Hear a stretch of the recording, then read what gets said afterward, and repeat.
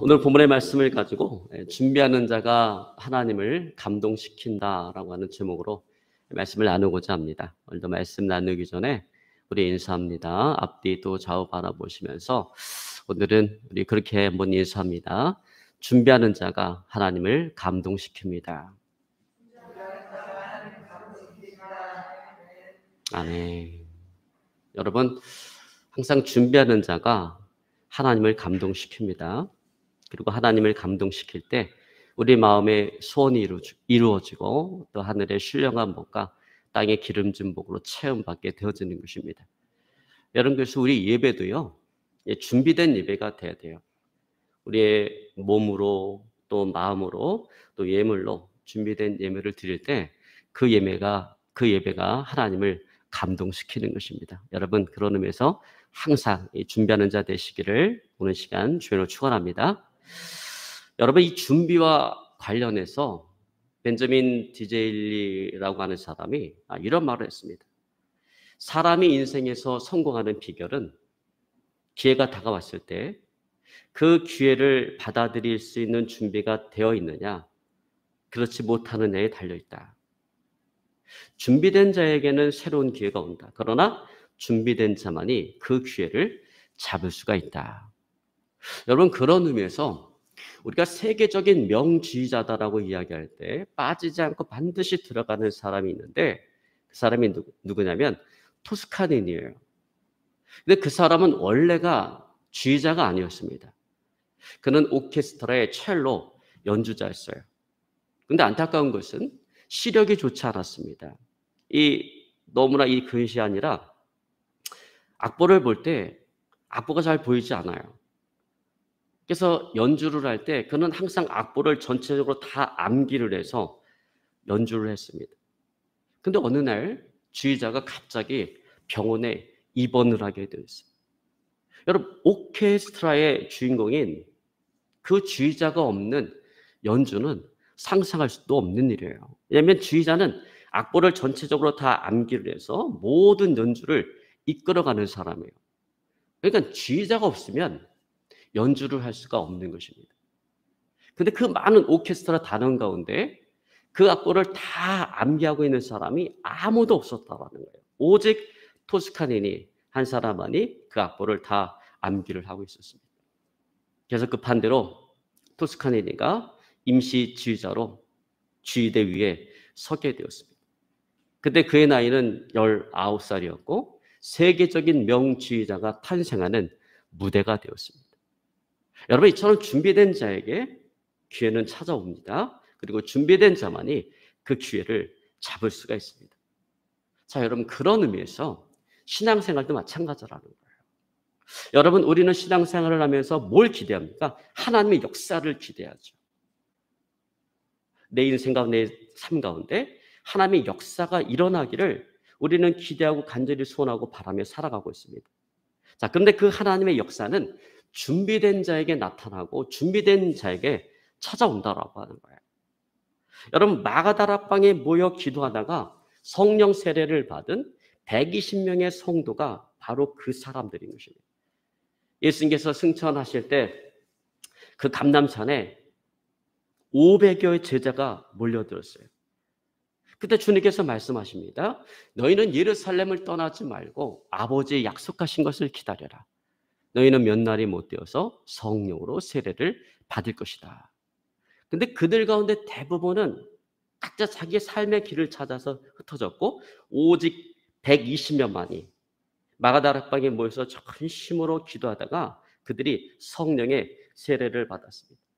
그들이 전심으로 기도하던 중 오순절 날이 이름에 불의 혀같이 갈라지는 것이 그들을 머리 위에 임하더니 그들이 성령의 충만함을 받고 성령의 말하게 하심을 따라 방언을 말하기 시작했습니다. 자, 여러분, 누구에게 성령이 임했습니까? 감람산에 모였던 500여 명의 제자들, 성령의 세례에 대한 약속을 받았던 500명의 제자들에게 성령이 임한 것이 아니라 그 가운데 주님의 말씀대로 예루살렘을 떠나지 아니하고 전심으로 기도하며 기도로 준비된 그 120명에게 성령이 임했다라고 하는 것입니다. 여러분 그렇습니다. 하나님의 역사도 이렇게 준비된 자에게 나타나는 거예요.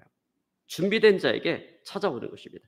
그러면 여러분 우리는 신령한 일에 있어서도 항상 준비된 자가 되어져야 된다는 거예요. 여러분 항상 준비된 자가 되어질 수 있기를 오늘 시간 주여로 축원합니다. 자, 그런 의미에서 오늘 본문도 마찬가지입니다.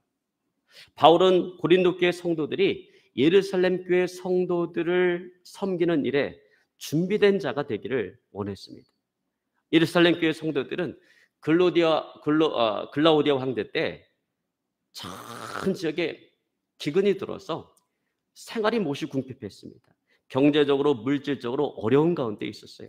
자, 그러므로 이방 지역에 흩어져 있는 이방 교회들이 물질적으로 고통받고 있는 이 예루살렘 교회를 돕기 위해서 구제원금을 걷기 시작했는데 이 일에 가장 앞장섰던 교회가 바로 고린도 교회였습니다. 자, 그리고 이 고린도 교회가 속한 이 고린도라고 하는 도시는 아가야 지역의 수도로서 가장 큰 항구 도시였어요. 그러니까 고린도 교회 성도들의 그 생활 형편은 상당히 좋았던 것입니다.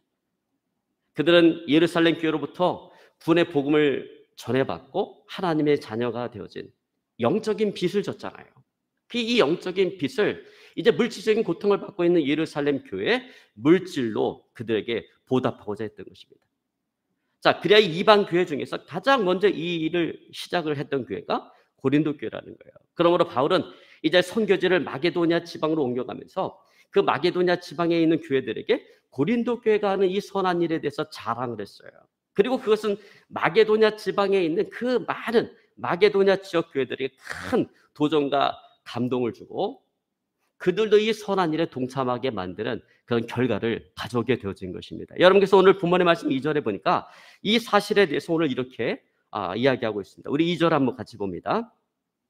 이는 내가 너희의 원함을 알미라. 내가 너희를 위하여 마게도냐인들에게 아가야에서는 1년 전부터 예비하였다 자랑하였는데 과연 너희의 열심이 꼭 많은 사람들을 격동시켰느니라. 자, 여기 보면 아가야에서는 1년 전부터 예비하였다 자랑했다 그랬습니다. 여기 아가야라고 하는 그 지역이 어떤 지역이냐면 고린도 교회가 있는 그 지역을 이야기하는 거예요. 그러니까 고린도 교회의 그 선한 사역에 대한 이야기를 하고 있는 거예요.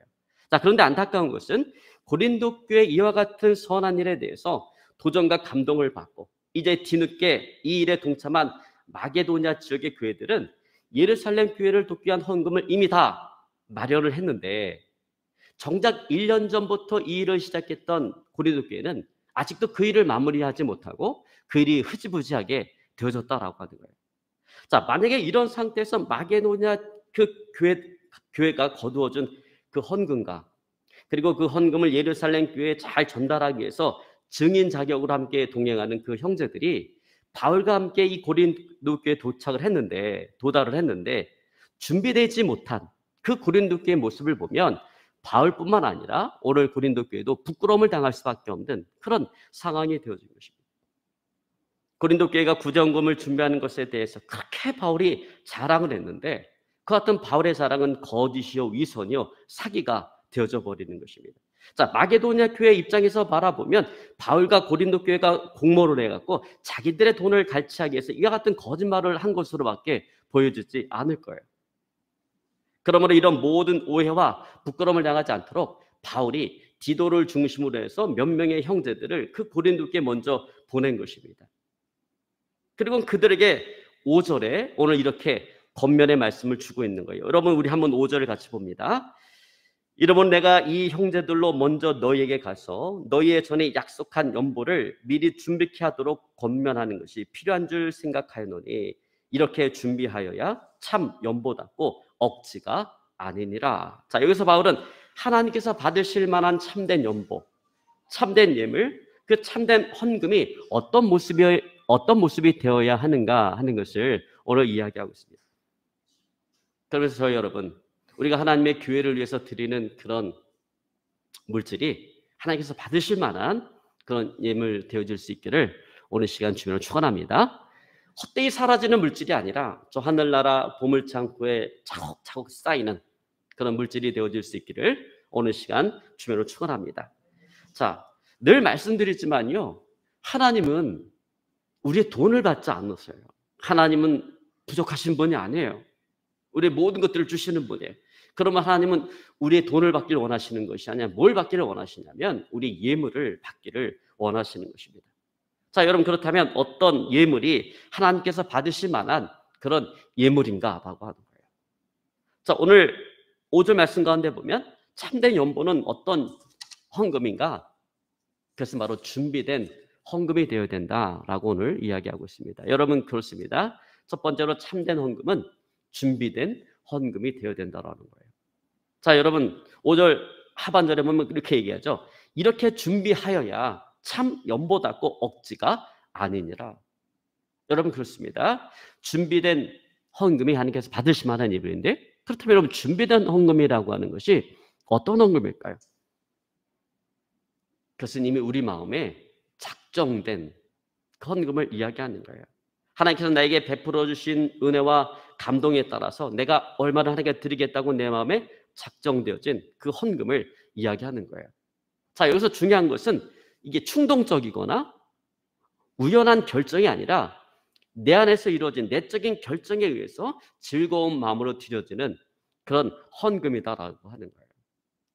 그래서 여러분 하나님은 그런 헌금을 받으신다라고 하는 것입니다. 여러분 신기한 것은 뭐냐면 그렇게 드려지는 헌금에는 내 안에 기쁨이 있고 감동이 있다라고 하는 거예요.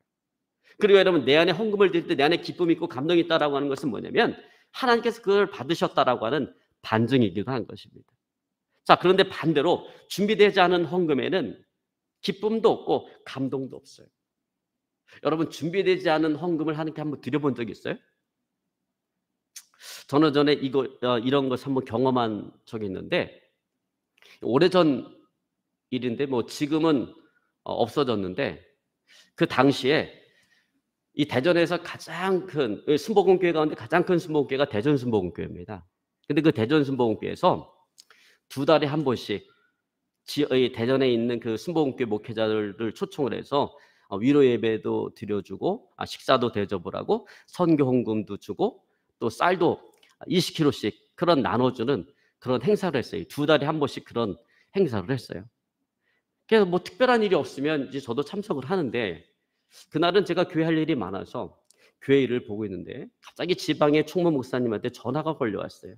전화의 요지는 뭐냐면 대전 순복음교회에서 이 행사를 하고 있는데 오늘 그 헌금기도 담당자가 예정이 되었었는데 그분이 급한 일이 생겨서 오지 못한다라는 거예요. 예배는 곧 시작이 되어지려고 하는데, 근데 대전 순복음교회에서 제일 가까운 교회가 우리 교회예요.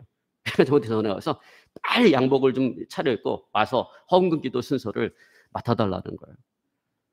그래서 막 허겁지겁 양복을 입고 막 달려가서 그 강대상의 예배자 순서 자리에 딱 앉았는데 딱 앉고 보니까 헌금을 준비하는 거예요. 양복을 막 입는데 정신 팔려서 입고 오다 보니까 헌금을 준비 안 했어요. 근데 여러분 생각해 보세요. 아니, 헌금기도 담당자가, 헌금기도 순서 담당자가 헌금을 준비하지 않았다. 이게 말이 안 되잖아요. 체면이 안 서잖아요. 그래서 설교 전에 대표기도 하잖아요. 대표기도 할 때 다 눈을 감잖아요. 그 대표기도 때 살면서 일어나서 내려가 갖고 돈을 껐어요. 돈을 꺼갖고 헌금 봉투에다 놓아갖고 와서 딱 올려놓고 이제 헌금 기도를 했어요. 여러분 그때 제 마음이 어땠을까요? 가장 먼저 찾아온 마음은 안도감이에요. 아유, 그래도 체면은 세웠다, 안도감. 근데 그 다음에 찾아온 마음은 뭐냐면 부끄러운 마음이었어요. 하나님 앞에 너무나도 죄송스럽고 부끄러운 마음이 찾아온 거예요. 여러분 그런 헌금에는요 어떤 기쁨도 어떤 감동도 없었습니다. 다만 부끄러움만 있었습니다. 여러분 그렇습니다. 이처럼 준비되지 않은 헌금은 참된 헌금이 아니기 때문에 거기는 기쁨이 있을 수가 없다라는 거예요. 감동이 있을 수가 없다라는 거예요. 그리고 더 중요한 것은 하나님께서는 그걸 받지 않으신다라고 하는 것입니다.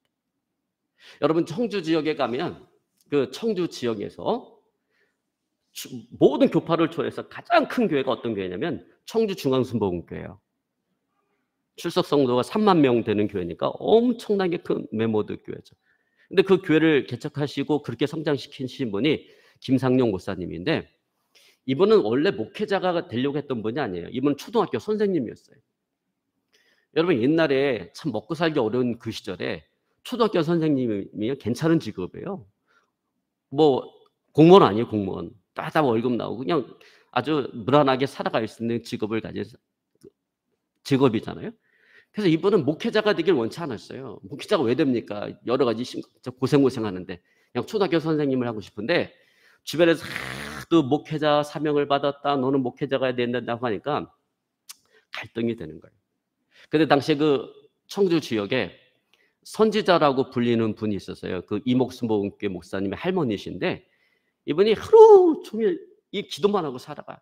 그러니까 하나님 앞에 늘 말씀 보고 기도만 하고 살아가니까 하나님의 음성을 너무나도 잘 듣는 거예요. 그러니까 문제 있는 사람들이 이분께 와서 늘 기도도 받고 상담도 하고 오는데 근데 이 목사님도 내가 목회를 해야 되는지 내가 아니면은 이게 다른 사람 나한테 목회를 하라 그러는데 이게 잘못된 음성인지 이걸 몰라서 이제 급한 마음에 올라가서 물어야겠다는 마음에 딱 갔는데 가다 보니까 이분도 헌금을 준비하지 않는 거예요. 근데 막 주머니를 뒤져보니까 10,000원짜리 하나가 꼬깃꼬깃하게 꼬깃 10,000원짜리 하나가 호주머니에 있는 거예요. 그걸 펴갖고 헌금 봉투에다 딱 넣고 이제는 상담을 받고 또 예언기도를 받고 이제 그거를 헌금을 딱 드렸더니 그 선지자라고 하시는 분 하시는 말씀이 뭐냐면 아유 그냥 너도 가는 길에 참이나 못했어 그러더랍니다. 여러분 헌금이잖아요. 근데 그 헌금을 그 담당자가 함부로 이렇게 아니 너도 가는 길에 참이나 못했어 이렇게 할 수 없는 거예요. 왜냐하면 헌금 하나님께 드려진 거니까 드려진 거에 대해서 그 목회자를 할지라도 막 너도 헌금 뭐 못했어 이렇게 할 수는 없는 거거든요. 근데 그분이 왜 그랬을까요? 하나님 받지 말라 그런 거예요. 왜? 하나님은 아시니까. 그게 어떻게 준비된 건지, 그게 어떻게 만들어진 것이 아시니까 그거를 받지 말라고 하신 거예요. 그러니까 그냥 웬만했으면 받아서 거기다가 이제 기도를 축복기도 해줄 텐데 그걸 받지 않고 그냥 너도 가서 참이나 보탰어. 이렇게 얘기한 거예요. 여러분 그렇습니다. 항상 우리의 예물은 어떤 예물이 되어야 되는가? 준비된 예물이 되어져야 된다라는 거예요. 그것이 참된 예물이고 그것이 하나님께서 받으실 만한 예물이 되어지는 것입니다. 여러분 믿으시기를 주를 축원합니다. 자, 두 번째로 참된 헌금은 어떤 헌금인가? 그것은 즐거운 마음으로 드려지는 헌금이 되어져야 된다라고 하는 거예요. 자, 여러분 우리 7절 한번 같이 읽습니다. 각각 그 마음에 정한 대로 할 것이요 인색함으로나 억지로 하지 말지니 하나님은 즐겨내는 자를 사랑하시느니라. 그렇습니다. 하나님은 인색함으로 드려지는 헌금을 받지 않는다라는 거예요. 이게 인색함으로 드려진다는 게 뭐예요? 아까워하는 마음으로 드려지는 헌금을 받지 않으신다라고 하는 거예요. 그러니까 드리기는 싫은데 체면도 있고 내 교회에도 장로인데 뭐 집사인데 이런 체면도 있고 그래갖고 막 억지로 드려지는 거. 세상 말로 이야기하면 기본적인 인사치레하는 거예요. 그거를 하는 게 맞지 않으신다. 또 억지로 드리는 거. 외부의 압력에 의해서 어쩔 수 없이 드려지는 거. 여러분 이런 헌금은 정말 금물이라는 거예요. 하나님께서 받지 않으실 뿐만 아니라 이런 헌금은요 시험에 들게 하고 실족해서 넘어지게 만들 수도 있다라고. 제가 전에 수원에 소재한 수원신학교에 종말론 강의를 나갔어요. 한 번은 제가 강의 시간보다 1시간을 일찍 도착을 했어요. 그때 제 종말론 강의를 듣던 학생과 이야기를 나누는데 그 학생이 자기 교회 이야기를 하는 거예요. 자기 교회에서 부흥회가 있었는데 부흥 강사 목사님으로 인해서 많은 성도들이 시험에 들고 교회를 떠나가게 됐다라는 것입니다. 그래서 내가 뭐 때문에 시험에 들었냐라고 물어보니까 부흥의 마지막 날 그 부흥 강사 목사님이 예물을 드릴 때 거기다 기도 제목을 써서 내라고 했다라는 거예요.